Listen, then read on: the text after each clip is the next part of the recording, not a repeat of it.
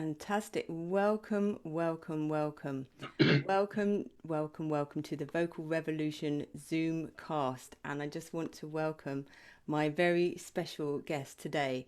We are live on Facebook and I have Joe Hoare, my wonderful friend, who's already laughing.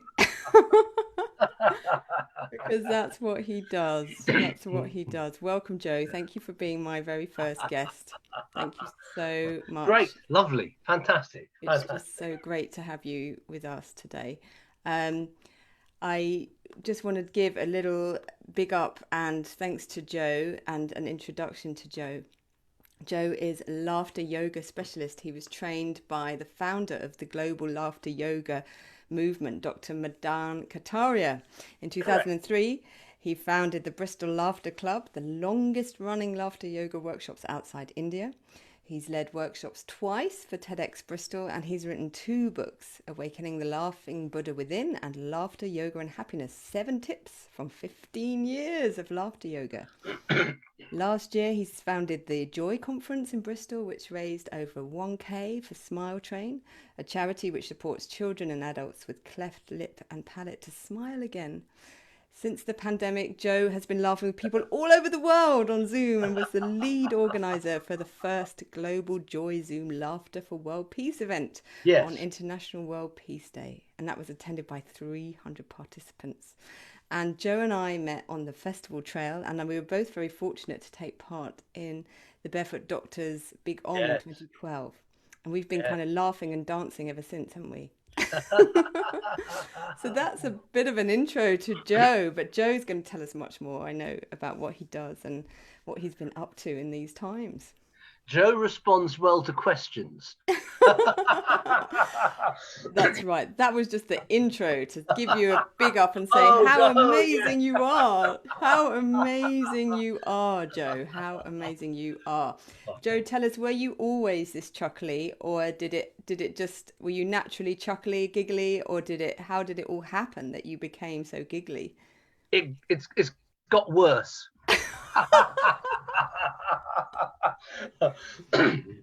um, it's one of these things. No, it is like a muscle. Yeah. The more you use it, the more you do it, the more the reflex comes to the surface. And Yes. actually, um, uh, uh, life is an alchemy, really, in Yes. my view. And well, in my experience, okay, and that we we have all this stuff that happens to us, um, and our role really it, uh, is to turn it all into sort of love and kindness and compassion and joy, because that really that really is what it's all about. There's a lovely saying from the late sort of Ram Dass: we're all just walking each other home, Yes. right? Which is really interesting because um, it suggests or it points out that we are going home, right? That actually our life is a journey, Yes. and we are going home, right? Yeah. Is that and then it's all about connection. We're all walking each other home, so we're all kind of bumbling along sort of the best way we can, um, and we're heading home. Yes. And my experience is that the um, all these things that happen to us, their purpose is for us to turn them alchemically into gold, Into gold. love, kindness, compassion, joy, this kind of thing. Yes. So, um, Wow. So, and of course, laughter is an amazing way of getting to the gold, isn't it, really? Because when you talk about walking each other together, like laughter, I mean, there's so many sayings, isn't there, that laughter is the shortest distance between two people, that there's yeah, only one, we all laugh in one language. yeah. So, so how have you seen laughter doing that? I mean, over your very long laughter career, how have you seen? I know there's probably multiple opportunities and examples you've got to share, but tell us a bit more about what you've seen laughter doing. I've seen it with my eyes. Do, do, do. um, uh, and well, it connects. That see, okay, so although I'm a laughter yoga teacher and a laughter yoga ambassador, for me, the laughter yoga and laughter is not actually about the laughter. It's about what it does for us, how we experience it, and where it takes us. Yes. And no, within the laughter yoga family, there are all these sort of different, different sort of mini pods. The laughter within the big laughter dolphin pod, there are all these sort of little pods, and the pod that so my pod and my tribe, it's about the kind of the inner connection and the world peace, and the laughter isn't a destination; it is a way of traveling. Yeah. The laughter actually is it's an opening and it's a mechanism, right? It's a device for opening us up for something else to happen. Yes. Yes. And so in the way that, you know, when the teacher is ready, the student appears, and when the student is ready, the teacher appears. Yes. This is the kind of sort of tribe that I interact with. Yes. And it's great.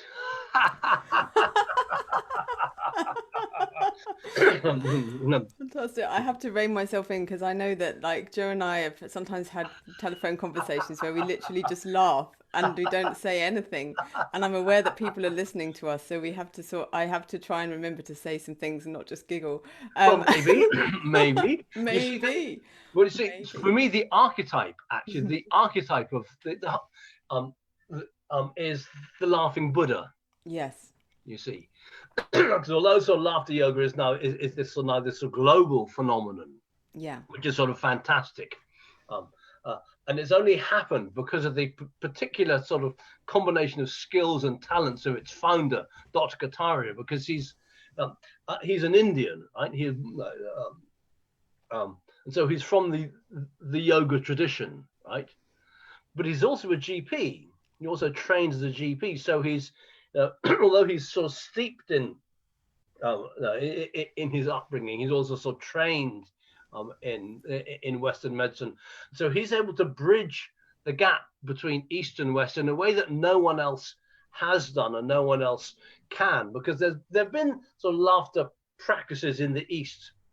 There are sort of lots at the moment, and there have been for centuries. And the same in the West. There's been a very active laughter scene. There is now, and there has been for a long time. But what he's been able to do, right, his role in life has been to make the laughter practice a global phenomenon. Okay, yes.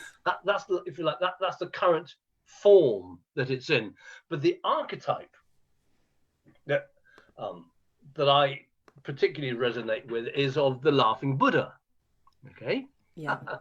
Yes. Yes.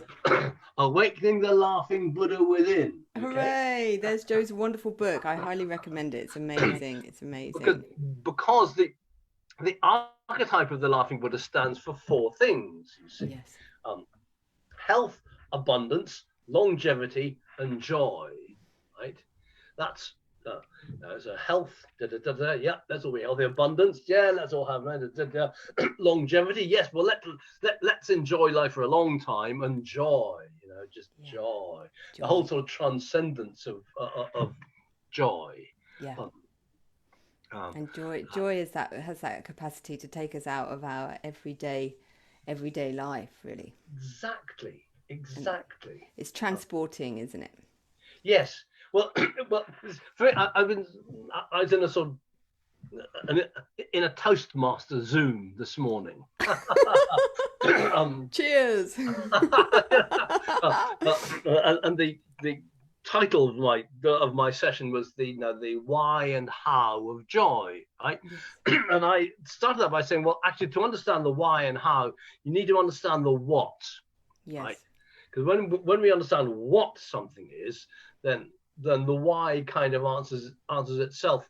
And I've been having sort of joy conversations, doing sort of joy interviews with people sort of around the world, and this one with sort of David Hamilton, so this week, and he was saying joy is an inside job, It's in the present moment. And previous week it was someone saying sort of joy is, it's joy and happiness and contentment of these states. You just need to sort of let them flow. As someone else was saying, it's omnipresent. But the important thing for me about joy is to realize that it's the reason it's so important to us, right? And Michelle Obama, in a sort of talk she did not that long ago to young leaders, was saying, we tend to plan for work, but we also need to plan for joy, because without joy, we burn out and get stressed and life goes down. And everybody refers to joy and talks about joy, but a lot of people, I find, a lot of us haven't really put our finger on what joy actually is. And as you were saying, it's a transcendent experience. Words can't describe it. Words can sort of point us towards the experience, but it's something, it transcends us. And when we relate to something sort of transcendent, there's a kind of and given that these kinds of experiences are fantastic, that's obviously why we need joy. Yes. Because we all need a bit more kind of in our life. Is my story, is how I see it. That's how you see it. Yeah, fantastic. And it's interesting, because I was thinking about my choirs. A word that comes up over and over again that people use about singing is joy. Yes. And I think that the creative arts and laughter and joy and have that capacity, that transcendent capacity to bring us joy, to bring us a moment of respite, to bring us a moment of different perspectives of seeing things differently or experiencing things in a new way. Yes, because they can take us out of ourselves. They open us up to another dimension. Yes. Now, in Sanskrit, because they figured all this stuff out, eons ago. Yeah. Satchit Ananda, so proper being, full consciousness and joy or rapture or bliss. It's a kind of it's what it opens our life, it changes our life. Yes. And then modern psychologists, a study from Glasgow University recently, saying there are 4 primary emotions: fear, anger, sadness, and joy. Yeah. So it's a fundamental part of our being. It's a fundamental part of our psyche, whether you look at it sort of from ancient knowledge or from sort of modern psychology. And it's just, because it's just such a wow experience. And laughter and laughter yoga can help us access that, right? Yes. In the same way that singing and voice and choir, right, can help us access that. Can I tell you something about my experience of sort of voice? Please, we are here to talk about voice. We want to hear all about it. So yeah, please.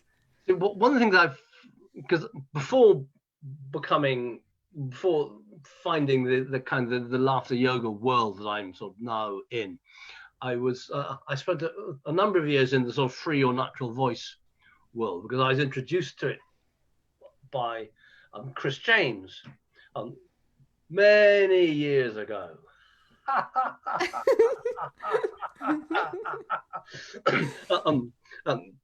I could tell you my story if you like. Please, we'd love to hear your story. Well, you see, so I was not a singer, and I knew I wasn't a singer, and singing was great, and that other people did that, and I don't do that kind of thing. I just don't. Okay, and it was partly because I remember distinctly as a child when I was, sort of 6 or something like that. I was in the we were in church. I did sort of Christmas carols and something like that, and we were singing. Well, I forget what the carol was, and at the start of the next verse, the organ didn't come in, but I did. Right? And everybody laughed. Yeah. Right? And I felt laughed at, and I remember that. It was kind of after that, something in me shut down. Yeah. Right. And it's just somehow when we have the right, wrong, or the kind of sort of searing experience at a certain, some part of us can just sort of shut down. Right. Yes. And so I knew I was anyway. anyway. I know, and About it's sort of tragic. 30. It's tragic. I just want to stop there for a minute because so many people have an experience like that in their childhood, and so many people tell me those moments where that was the moment where I lost my voice. I stopped singing, or I stopped talking out, or I stopped. And so I just, it's really important to mark that and just go, yeah, these are very. I mean, we can look back as adults and see it's funny, you know, but and when we were adults, we can kind of deal with those situations in a different way. But as a child, it's mortifying. It's absolutely mortifying, and it Yes, feels like the end of the world for us. Yeah. yes, yes. Now, I wasn't aware of that until Mm. I started my own sort of free or natural voice journey. Um, Yes. um, now, and so I was at sort of My Body Spirit Festival back in when it was in sort of the Royal Horticultural Halls, and I was sort of wandering around, and I heard this amazing sound coming from the free stage area. And I just stopped whatever it was I was doing, and I went and I joined in, and it was sort of Chris James had just got a doing some toning back then, and he got everybody doing a kind of an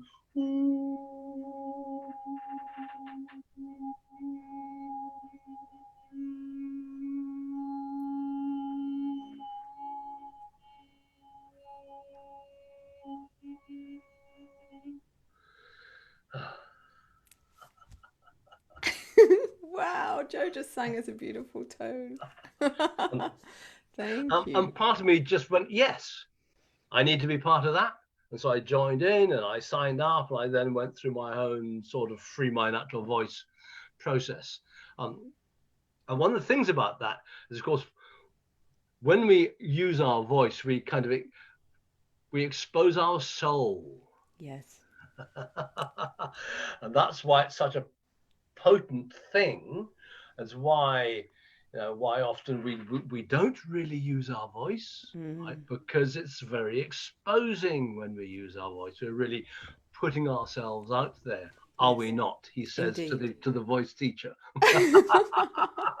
And to the person that I'm constantly having to do it myself, and it never stops being exposing, you know, and that's what I have to always remind people that the exposure fact, the risk factor never goes away, but what we come, I believe, is that we can become better at putting in support for ourselves and understanding the process so that we can hold ourselves, and if we're singing to others, we can hold our audience as well in the space of openness and non-judgment and all those wonderful things that make it safe for you to do that great risk take, because there's no Yes, getting around it. It is just like jumping off a cliff.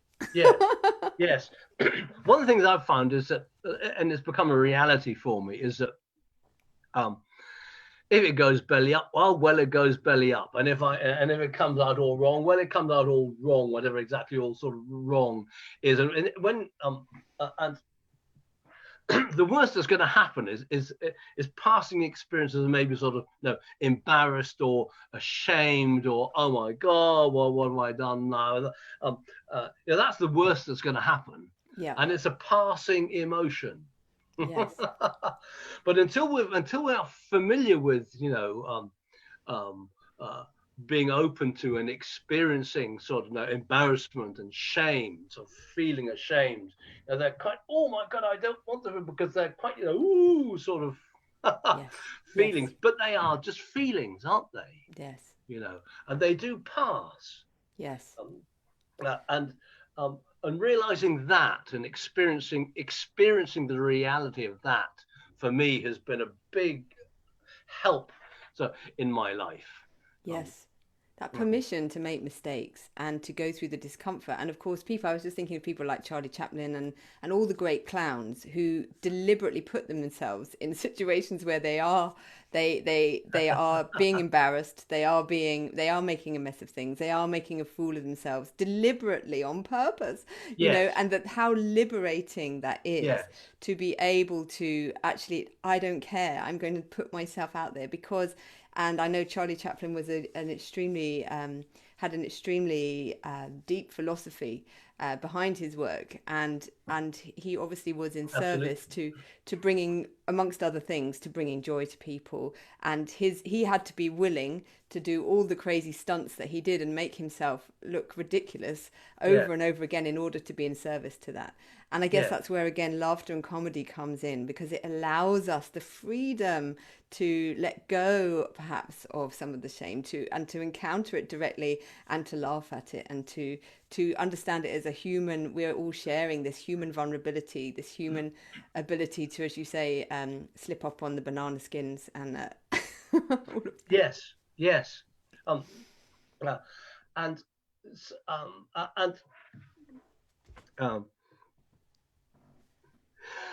See, laughter is simply a sound on a breath. It's taking the ah and putting a few H's in. Aha. When you look at it sort of that way, just it's a sound. It's a vowel sound with a few H's. And then we then sort of create this story around it, right? And in the West, the story is, for example, well, you can't laugh unless it's funny, or it's a joke, or it's comedy, or it's entertainment. Either the stimulus for laughter comes from outside, right? And in laughter yoga and in laughter practices, and even in some types of laughter therapy, you laugh just because, right? You laugh because it's good for us. Yes. It's good because the benefits of laughter come from the act of laughter itself, not from jokes or funny or you. It's the act of going ha ha ha ha ha ha. If you like, as a yogic practice, as a yoga practice, you know. So it's a thing we do for its benefits. Yes. So tell us more about those benefits. What I know there's a whole host of them. I know there are physical benefits, there's emotional benefits, there's social benefits. But, you know, for example, if you have to go into a room cold with people, I don't know, let's imagine they're corporates or whatever. What are the potential, and they're not really laughing very much when you start. What are the benefits that they might experience from having a real good chuckle with you, Joe? Goodness only knows. Goodness only knows. It's all in the unknown. It's all in the moment. But it is energizing. It is okay. So physically, it is energizing. Right? Yes. And because we breathe better, right? Yeah. We have more oxygen in our blood, right? So we have more highly oxygenated blood passing around our system, right? Yeah. So that is one of the sort of the big sort of physical benefits, and it improves our breathing, like singing. Again, so it changes our voice. Yes. It then releases a whole the biochemical sort of hormones that get released, get activated, sort of dopamine, oxytocin, serotonin, and endorphins. Right? These are all. But then they move into the kind of the more sort of ethereal, sort of non-physical realm where we connect better with fellow human beings. There's that sense of that happens, as opposed to us being sort of different. And then it can be a very opening thing, opening to something sort of transcendence again, opening to something larger than ourselves. Yeah. Can I tell you? Please tell us. I don't know what, but tell us anyway. Could be anything. It's about my first experience in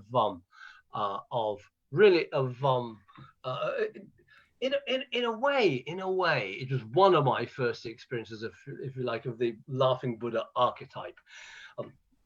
Because I was on a voice retreat with Chris James a number of years now, back in the mid-1990s. It was something like a 4 or 5 day retreat. And when you go into that kind of space, you're just kind of opening and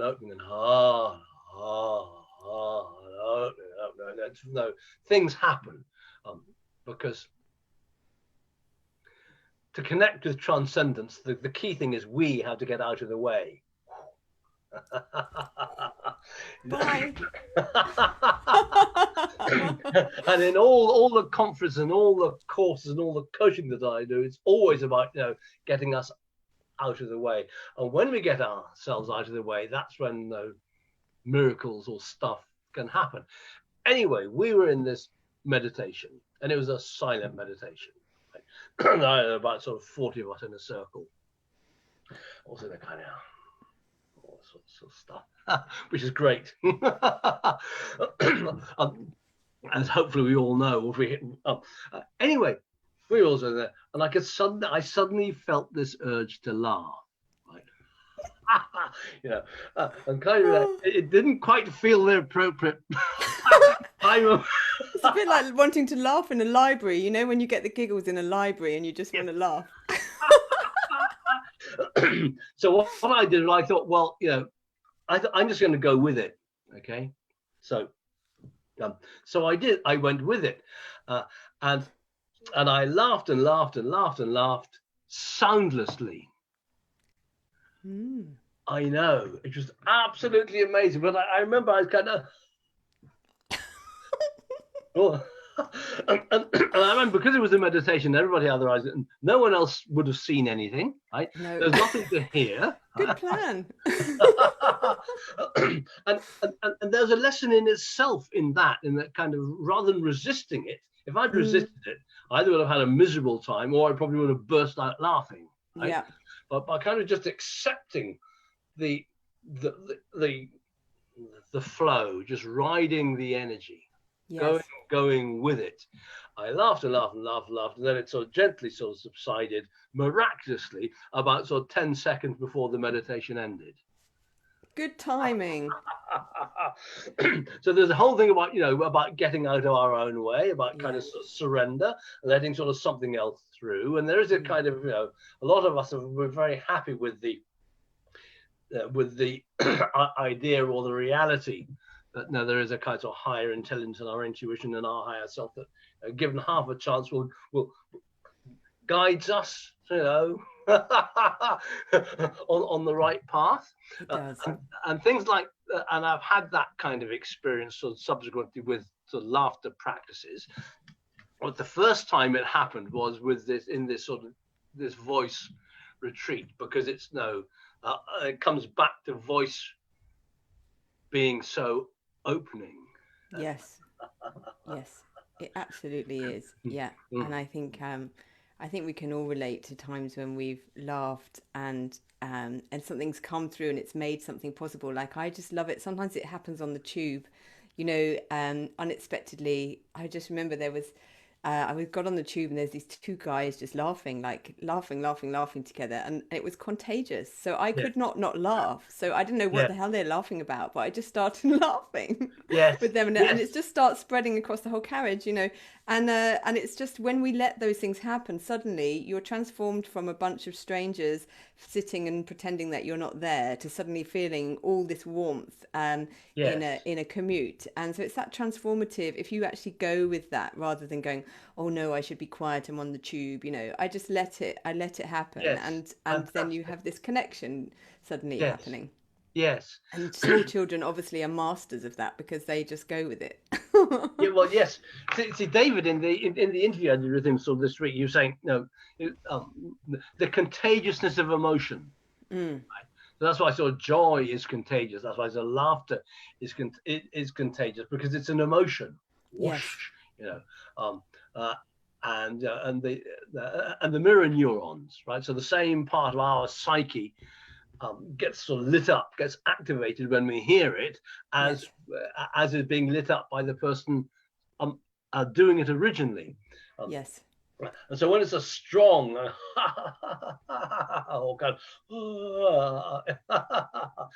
that's a strong emission that we that it is a natural thing for us to respond to, and so David's very good about the science of these things. So there's the contagiousness of emotion, contagiousness of joy. Yes, and that's David Hamilton you're referring David to. Hamilton, that's right. Yeah, yes, that's right. Fantastic. And talking about contagion, I mean, obviously we're in a time where everyone's thinking about contagious things at the moment. And how is it? Tell us about how you've been being contagious on Zoom. What kind of results have you seen, or what kind of stories can you tell us of this time of laughter during the time of contagious COVID? It's been fantastic. Yeah. One of the absolute sort of pluses from this really weird sort of time that we're in is that the laughter community has gone global. It is connected globally. Of course, we were all sort of connected before through various sort of forms of social media. But once we were sort of locked away in our own little room, this thing called, this magic 4-letter word thing, Zoom, suddenly opened up, and the Laughter Yoga tribe, the Laughter Yoga family really has connected sort of big time. And it's been fantastic because it's been so expansive, right? And there are all kinds of things happening. And one of the ones that you referred to in the intro, you see, was this sort of laughter for world peace. Given that there are sort of three main reasons behind sort of laughter yoga, so health, happiness, and world peace. There's the world peace angle that's always been the one that's most exciting to me. And September the 21st is United Nations World Peace Day, as we probably many of us sort of know, and it came about very much through the persistence of Jeremy Gilley.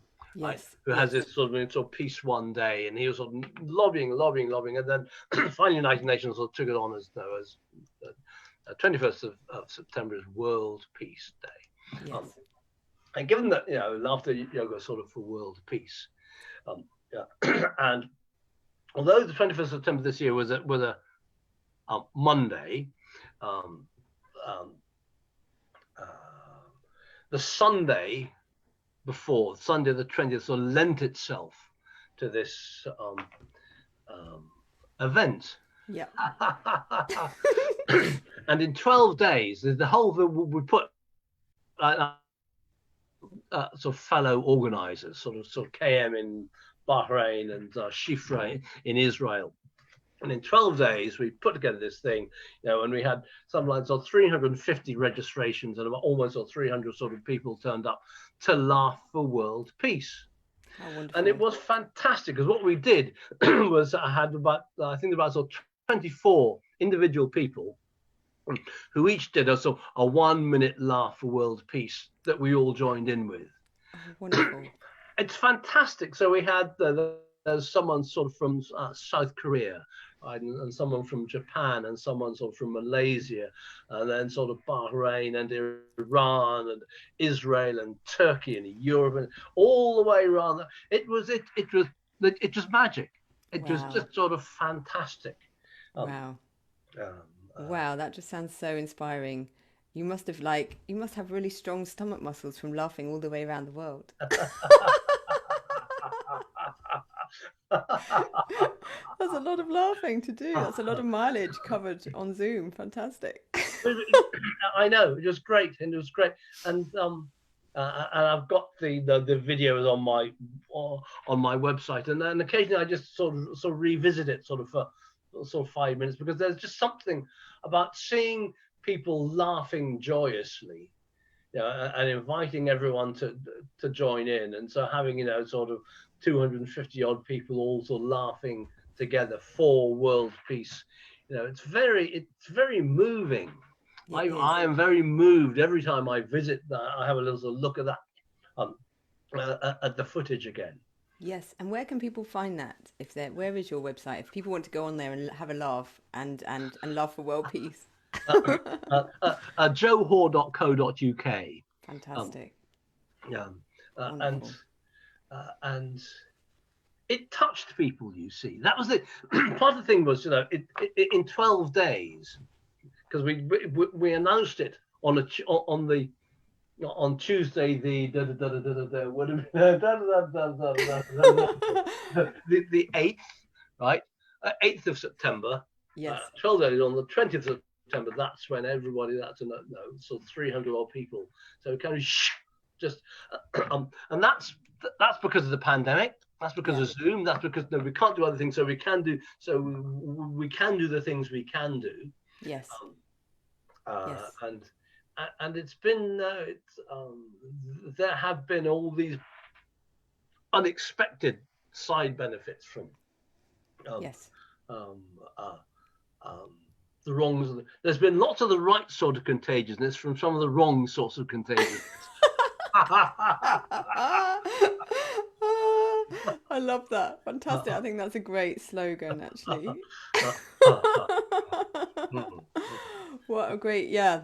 So let's be contagious. How about we spread some contagion? And I just thought, because basically for me, voice is a very, it's as you've said, it's an experience. It's not, I love talking about voice. I love discussing it. And I love all of the things that we've been talking about. And I really love doing it as well. And we've been laughing already. But I wondered if you would be willing to share maybe something we can do together with anyone that's watching out there. Hello, if you're there. And if you've got any questions, do just say for Joe. So how could you, because I know, and I've been blessed to be part of some of your demonstrations and workshops, to see you in action, Joe, and I would love people to just get a little taster of that. It's kind of top tips time from Joe. Top tips. I like to take, in all the sessions I do, whether it's a conference or a course or one-to-one coaching, there's a basic process that I love to introduce, and its title is MBS. Oh. Because it came to me, this idea popped into my mind a few years back when I was on the train heading up to MBS, Mind, Body, Spirit Festival. Right. And I got on the train thinking, what am I going to do? So first thing I did was, of course, was have a nap. When you don't know what to do, have a nap. Fantastic. Give your brain a break. Yes. And as soon as I woke up, that's exactly what I'm going to do. MBS, Mind, Body, Spirit, move, breathe, smile. Oh, lovely. Move, breathe, smile. Move, breathe, smile. And because we see MBS all the time, Mind, Body, Spirit, Mind, Body, Soul, it's a way of it's a kind of just a reminder, a little sort of mini affirmation. Move, breathe, smile. So what I encourage people to do, is to move. So we could just sort of move a bit. What I say, what I remind us is that the movement is a process, not a task. So it's to move and to keep moving, just to keep moving. And it can be very gentle, okay? Yeah. It can be big and enormous if you like, or it can be very, very gentle, or it can be accompanied. But what's it like to keep doing it? It's the keeping doing, because it's a process, you see, moving. And it becomes, how much of our body can we have in movement at the same time, and it can be very good to actively involve our extremities, so our sort of fingers and our toes. I am wearing clothes. Well done. Well done. You always wonder with Zoom, though. You always wonder, does anyone have anything on underneath their top half? And when this all first started, I was chatting with friends who work in high-powered institutions who were saying, they were doing Zooms in their pajamas with their suit on top. Yes. You just have to remember if you're doing that kind of thing. Anyway, so the movement, and it's great with this to involve as much of the body as we possibly can in a spirit of playfulness,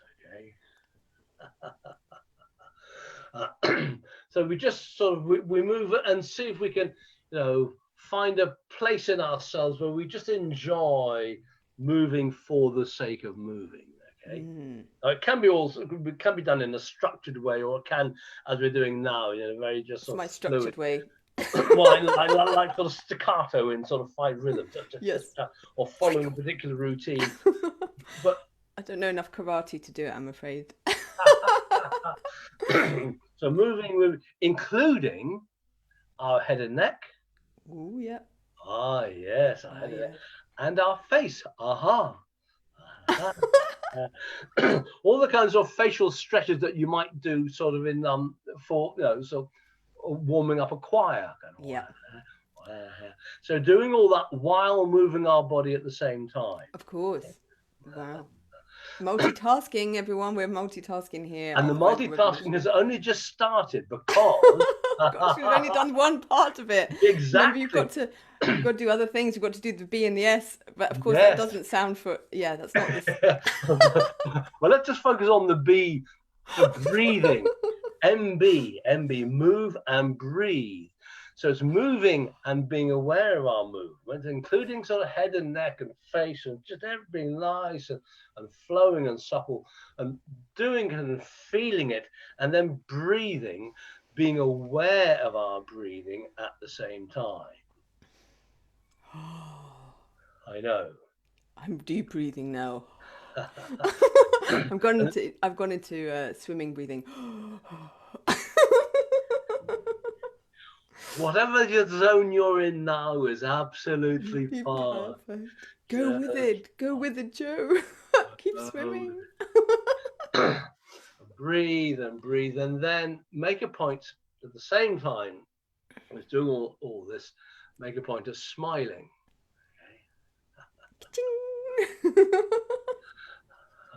Okay.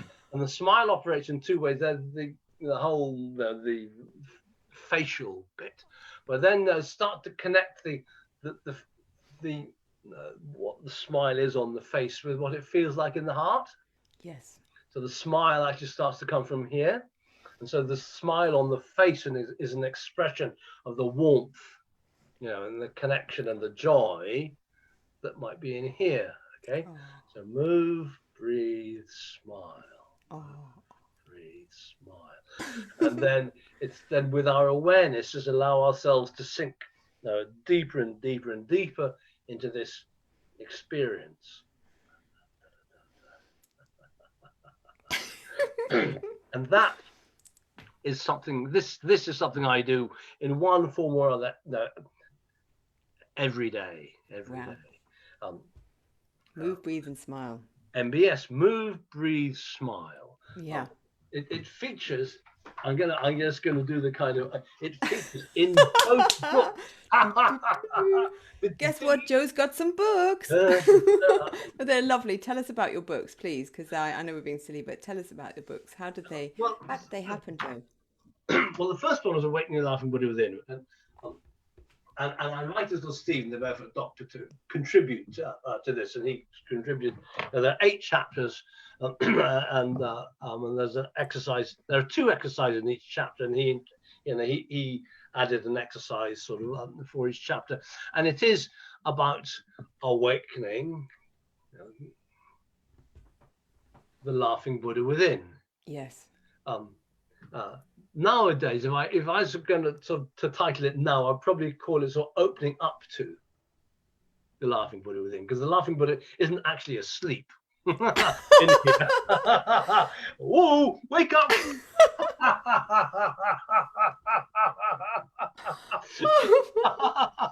The laughing Buddha in here, yeah, that's right. It's actually fine.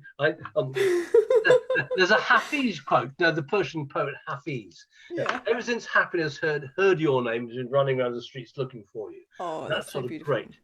But I've sort of turned that slightly with a joy quote, which is, ever since joy heard your name, it's been sitting here waiting for you. Oh. You see. And this book is all about, how we get ourselves out of the way and reconnect with and notice and cultivate our connection with something wonderful. Yes. That's sort of sitting inside us, just waiting to be noticed and waiting to be nurtured and loved and cultivated. So that's what this one is. And it's people still love it now. It's about sort of 8 years old, but yes. People still know and saying sort of nice things about it, because it's I suppose because it relates to an archetype. When you get the sort of the phraseology right and you relate to an archetype, then it's going to be useful for a long time. Yes. This one, Laughter, Yoga and Happiness, the 7 tips from 15 years of laughter yoga. Well, there's a secret in here. First of all, there's an extra tip. An extra tip, not just 7. Goodness me, that's outrageous. Because laughter yoga is often seen as very much, and it is very much a kind of a body-mind, Yes. body-mind. But actually, there's a mind-body angle as well. Yeah. And so it's like sort of don't believe everything you think. Yeah. Learn to think. Learn to think. Learn how to use our thinking process. Right? Yeah. Just be mindful. Be aware of the thoughts that we actually engage with. They're all going to. Everything's going to sort of is sort of passing through all the time. But what are we actually going to put our attention on? Sort of things like that. And it's so it's as short as I could possibly make it. Right? Yes. And there are no superfluous words at all. Wow. And it's about just looking at sort of at the practice of joyfulness sort of from a number of different angles. Yeah. Wonderful. And people can get those wonderful books from your website. And that's right. Yes. Yeah. Yes. Yeah. Yeah. Great. That's wonderful. And I was just thinking as well, these wonderful tips are so fantastically relevant for people in all sorts of stages of life. But I was particularly thinking about maybe people who are maybe not having a great time, for example, might be having a trauma, might be and I was thinking of a clown whose name escapes me, but I've read a book once about a clown who went in to do clowning in war-torn areas, particularly with children that were experiencing. And I wondered if you could say anything about your experiences about, how do we laugh? Perhaps, it's okay when we're feeling okay and we're having an okay day to then get into laughter. But what if you're feeling really like there's a lot of difficult things happening? How can we still stay connected to joy and laughter in those very difficult times? I have a story I could tell you. Please tell us a story. I love a story. Hopefully, I won't be the only person familiar with the name of Alice Sommerherz. When she died at the age of 111 a few years ago, she was at that time the oldest survivor from the Nazi death camps. Mm. And she was in sort of Theresienstadt for the war. And she was a musician, and she was an optimist, right? Well, one of the things that she said was that in the midst of the hell they were living in, right, there were these moments of laughter and of joy and of connection. Right? So even in the most sort of dire circumstances we can possibly imagine, right, people were still able to find these moments of joy and laughter and connection. So I love that kind of story because it shows us that it is possible. Right? Yes. What we ourselves need to do, how we ourselves are going to do that, that's the kind of thing we have to figure out for ourselves. Mm. But in my experience, MBS, move, breathe, smile, is helpful because when we're worried, right, when we're anxious, when we're stressed, we're starting to produce all kinds of rather, sort of unfortunate biochemicals, and we have them sort of floating around our system. What are we going to do with them, right? Because when we're sort of fearful or anxious, movement, is a really good way. It oxidates the blood and it helps our system biochemically, sort of process all the hormones that are going through. Yeah. So this is why when people are depressed, one of the things they often do is they kind of, they sit and they become stiller and stiller, more and more. So move, and breathe. Breathe, because it triggers the parasympathetic nerves in the kind of the long out, all this thing, and smile. There is one really important fundamental smiling exercise, and there have been studies done. First one was done in 1988. It's been replicated a number of times. When we are a bit fed up and we just don't want to run, we don't want to run, we don't want to do that.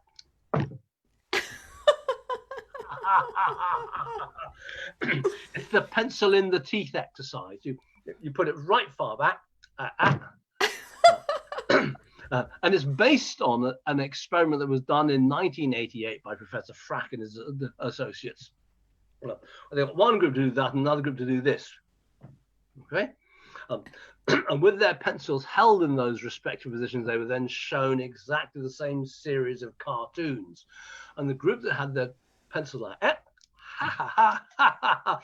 found the cartoons much funnier, right? Because that is the facial position of a smile. Yes. So by having your face in this position, our brain, bless it, is saying that's a smile. Yes. Right? And so it then starts to alter our mood correspondingly. Yes. Because what they then found was that the sense of enhanced enjoyment and well-being lasted far longer than just the duration of that exercise. Yes. Yes. So when you really just don't know that, and if you haven't got a pencil, just kind of, don't bite too hard. and the knack is putting it as far back as possible. Yeah. Because the further back you put it, the more our face is stretched in a smile position. Wow. So the thing is whatever it is, do it. Yes.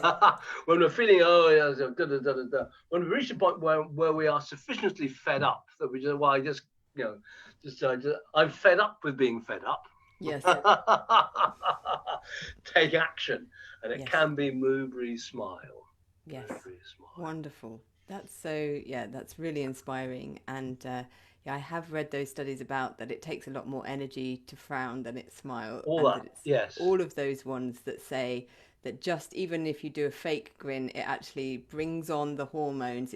Your body starts saying, hey, I'm smiling, I must be happy. So your mood starts changing just by changing your physiology. Yes. And that then relates to movement. I find that even if I'm really stuck, and it's usually because I've been sitting thinking about a problem or writing something, if I get up and move and even just do the washing up or something physical, then it breaks the impasse, and and it gives our body a chance to free everything up for us.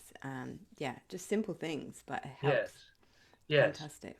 Oh, fantastic. Thank you. And have you got anything coming up, Joe, that you would like to tell us about? Any invitations to come and smile and MBS? I have. Do you know, I have. Have you really?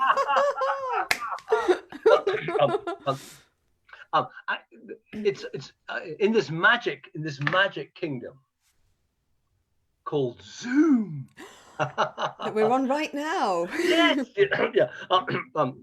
And it's on the 31st, so Saturday the 31st of October, and it's an hour-and-a-half introduction to template for joy. A template for joy. Template for joy. Right. And it's all about a protractor and a ruler. It's about showing us a number of different ways we can get out of our own way and just let the joy that is in here, to naturally have space and grow and expand, and it helps us sort of connect some. And the knack always is getting out of our own way, and that's a paraphrase really for getting out of our own heads and stopping overthinking. Yes. And there are a number of sort of joy-based practices that make it easy for us to move out of our own way and just let this sort of natural, joyful connection, thrive and expand. And it's on Eventbrite. It's on my Facebook page, and I'll send you a link. So you can. Yes. We'll put it up. And again, your website is joehoare.co.uk, isn't it? Yes. That's it. Fantastic. Yes. So wonderful. So people can come and find you and come and take part. And I know that you also do laughter yoga training now and all sorts of events. And you've got your ongoing clubs and. Yeah, that's all on the website. All sort of available through the website. But what I find is becoming more important. Yes. Now that this these weird times are in, they're going on a bit now. They really are sort of lasting a bit. You know, um, uh, we are being required to really to really brush up and all our sort of personal well-being practices and techniques, and to really be very resourceful about what we do, and looking to bring new things in. Yes. Because for a while, in a funny kind of way, it was, although it was a bit sort of and scary and what have you, it's also quite sort of, it was new. My Yes. goodness, all the, but the novelty's worn off a bit now. Yeah. And so we are actually probably under greater pressure now than we were before. Um, Yes. and so really making sure our own personal toolkit is still adequate to our life as we're experiencing it now. That I find is really important, and I find a lot of us are having to just sort of revisit it and kind of brush it up a bit and bring a few new things on board, because we really never have been in these circumstances before. It's true. uh, and and because it's so tough, it is tough and it is challenging, right? um, no, we need to, we just need to do whatever we need to do, and to bring on board whatever we need to bring on board to help us still find that kind of, Alice Sommerhet's type sort of joy, moments of joy, even in dire circumstances. It's So, true. It's true. And keeping our personal toolkit, tuned up and finding new things and yes, reaching out to each other in the ways that we can through Zoom, through yes, ringing someone up, through just making sure we stay connected to each other, and laughter being a way to do that. I mean, certainly, I know at the beginning of the pandemic, my family set up a WhatsApp group just for jokes about. It's just a joke group, and we all just post, jokes about yep, what's going on, basically, and then the occasional pictures of my nephew doing something silly. So, but I think that's the way we've all had to dig deep yes, and find ways to stay connected and stay connected to joy, and see, because there is a ridiculous amount of humor available even in the madness of it all, how madness. ridiculous it is. Yes, yes. There is one more thing before we go. There's just Yes, one more thing I'd like to do again, because please. it's an ooh. Ooh. Katie, can I do another ooh, Oh, please? we'd love you to do an ooh, please, because this is for the toolkit, right? Anytime you need something, do an ooh.